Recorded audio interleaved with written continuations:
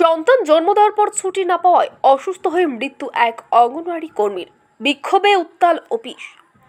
সরকারিভাবে প্রসূতি মায়ের যারা যত্ন নেন, সন্তান হবার পরও ছুটি না পেয়ে আইসিডিএস কর্মীর মৃত্যু। ধূপগুড়ির আইসিডিএস অফিস ঘেরাও করে বিক্ষোভ প্রায় 800 আশা কর্মীর।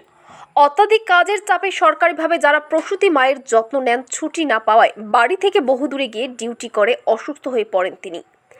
1.5 মাসের শিশুকে রেখে আইসিডিএস কর্মীর মৃত্যু হয়। এই মৃত্যুর দায় কার?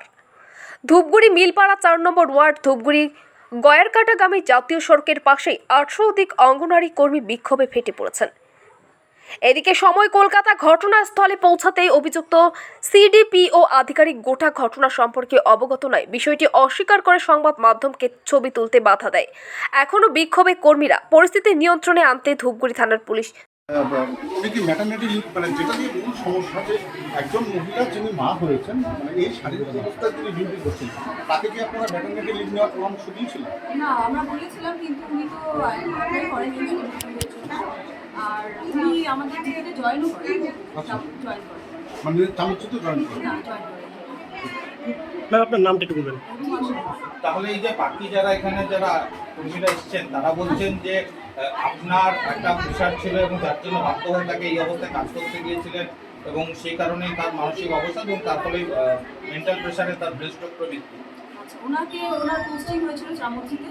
ওখানকার কিছু সমস্যার জন্য উনি জয়েন করতে পারেননি এবং সেটা উনি লিখিত আকারে অফিসে দিয়ে গিয়েছিলেন।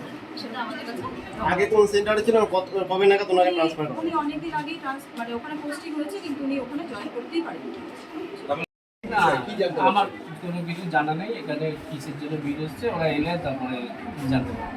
ওনারা তো একটা অভিযোগ করছেন যে এখানকারই না, বিষয়ে আমার কিছু জানা নেই। আর কথা মুখে তো লুকিয়ে দিলে লাভ নেই, কারণ আমার যেটা জানা আছে সেটা বলছে আপনার মানসিক নির্যাতনের কারণেই মহিলার মৃত্যু হয়েছে যিনি ওয়ার্কার। এইটা বাইরে যাক, আমার আসুক, কথা বলুক, তারপরে তো আমি জানবো কি আছে। ঠিক আছে, বলছিলাম স্যার, আপনার বিরুদ্ধে অভিযোগ করছে তারা, যা বিভিন্নভাবে প্রেশার ক্রিয়েট করছেন আপনারা। এখানে কথা হয়েছিল, এটাই আমি যা জানি সেটা না। বলছে এই এলাকার এই ব্লকের মেয়েদেরকে ওই এলাকায় ডিউটিতে পাঠানো হয়, জানি এমন না অভিযোগ কিছু। যেটা এখন আসুক, বারবার বললাম ওরা কি বলতে চাইছে আমি তো জানি না, সেটা শুনি তারপর তো বলবো। আপনার স্টাফ মারা গেছে আপনি জানেন না? সব মারা গেছে একজন, জানি তো। মানে কেন মারা গেছে আপনি তা জানেন? স্ট্রোক করে মারা গেছে, ব্রেন স্ট্রোক কবে মারা গেছে? শনিবার না। তো তার ক মাসের সন্তান রয়েছে? তার কম মাস বলতে পারবো না, ছোট সন্তান একজন। মেটারনিটি লিভ কত মাস পর্যন্ত পায় বা কয়টা বেবি অবধি পায়? 2 জন অবধি পায়। তারপরে আর পায় না, এটা সরকারি নির্দেশ। তো বলছি এই ধরনের মাদারদের ক্ষেত্রে কি আপনাদের কি কাজে যাওয়াটা বাধ্যতামূলক, যাদের সন্তান 1 মাস 2 দিন 3 দিন? না, আমরা তো 6 মাসের মেটারনিটি লিভ দিই। ওনাকে যে অ্যাপ্লিকেশন করবে তাকেই তো 6 মাসের ছুটি দেওয়া হবে। উনিও কি ছুটিতে ছিলেন? উনি তো কিছু অ্যাপ্লিকেশন আমাদের দেয়নি।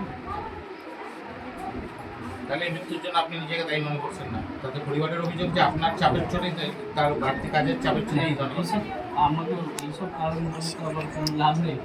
ঠিক আছে, যেটা ডাক্তার ফাইন্ডিংস পাবে সেটাই ডাক্তার জানে। তাই ছিল, ওনারও তাই। বলছি স্যার, উনি ম্যাটারনিটি লিভ ওনাকে দেওয়া হয়নি কেন? উনি নেয়নি, ওনাকে আমরা বলেও ছিল মেটারনিটি লিভের জন্য। জিজ্ঞেস করুন, সুপারভাইজার দিদি বলেছে না।